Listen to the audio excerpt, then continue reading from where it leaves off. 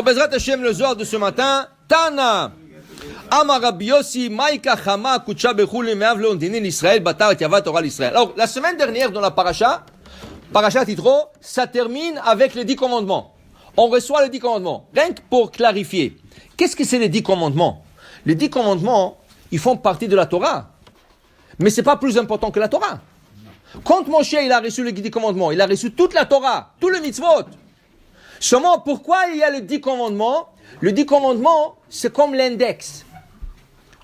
Quand tu prends un livre, tu prends l'index du livre. Je vais passer ce passage. Ça se trouve à la page telle et telle.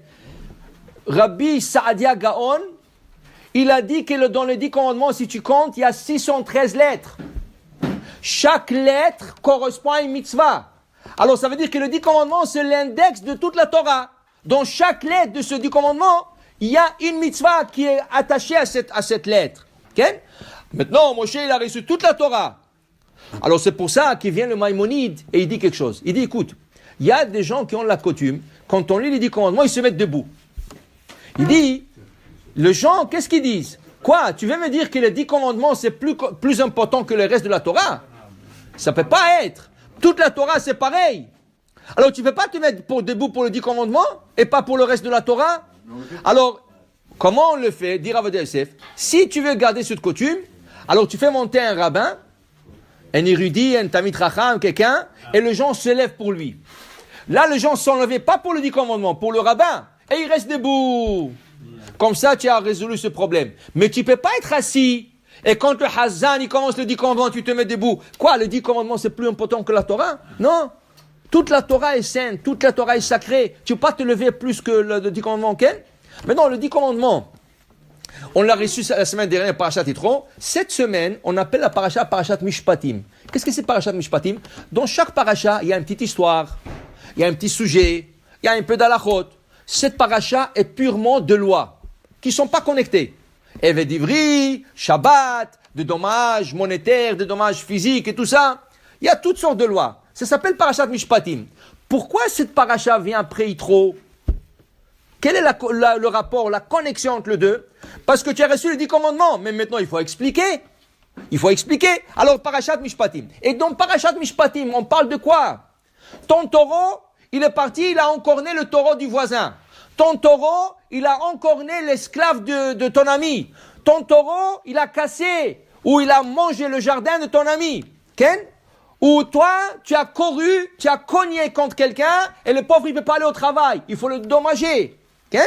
Tout ça pour mettre le shalom, dit le Zohar. Parce que le din, c'est le shalom. La rigueur, c'est la paix. Ça veut dire que s'il y a quelqu'un qui est mécontent parce que tu lui as fait du mal, dis-moi, tu ne veux pas que quelqu'un garde dans son cœur quelque chose contre toi. C'est pas bon pour toi. C'est pas bon. Il vaut mieux de l'arranger. Tu ne veux pas que quelqu'un ait une rancune. Tu ne veux pas que quelqu'un, toute la journée, il pense, celui-là, il m'a fait, si j'aurais la chance. Tu sais, ça, c'est pas bon. C'est le din. C'est une accusation. Dans le ciel, c'est une accusation. Tu vas voir le shalom. Comment le shalom? Le gars, il vient un jugement. Ok, ça va. Mais tu arrives au jugement. Qu'est-ce qu'il fait le juge? La première chose qu'il te demande, est-ce que tu es prêt à faire un jugement à l'amiable? Ça veut dire, on arrange les choses. Oui, il t'a fait et tout ça. Est-ce qu'on peut s'arranger à l'amiable? Si tu dis oui, tu sais un contrat. Tu es prêt à accepter tout ce que... Si tu dis non, et l'autre il dit non, là on juge. Din. Mais ce din-là, à la fin, il va emmener le shalom.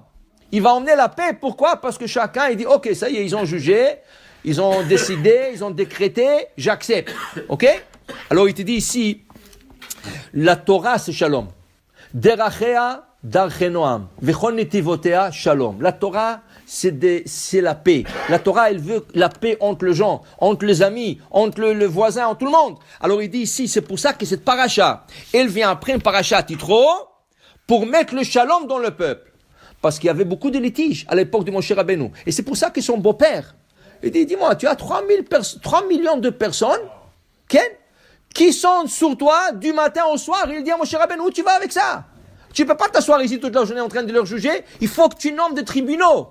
Des petits tribunaux, de grands tribunaux, de plus grands, de la Cour suprême. Et toi, tu vas être le juge suprême de tout ça. Mais il lui a dit, et Hachem a accepté.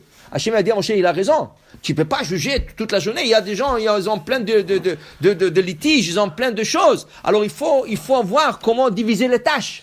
Okay? Alors ici, il dit ici que un dayan, normalement, un dayan, quand il sait que quelqu'un vient se faire juger, deux personnes, ils ont un litige, il ne devrait pas manger. Il devrait finir sa prière de shachrit et tout de suite les recevoir et les juger. Il doit être à jeun pour ne pas être influencé par le manger. Tu sais, quand tu manges, ils disent qu'il y a toutes sortes de gaz qui montent au cerveau et tout ça.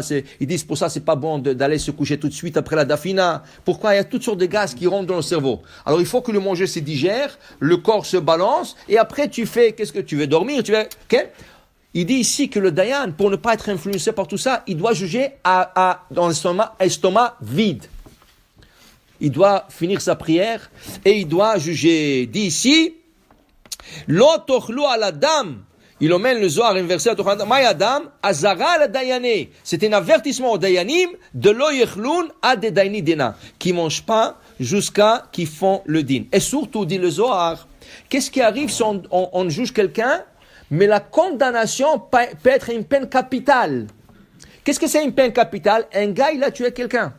Il y a des témoins. Les juges sont en train maintenant d'investiguer.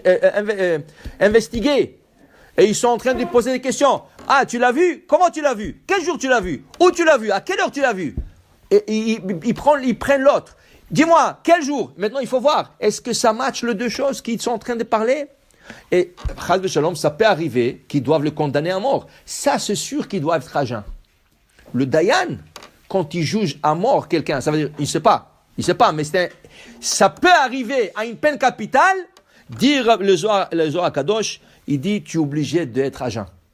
Tu es obligé pour avoir complètement ta pensée 100% concentrée sur le jugement.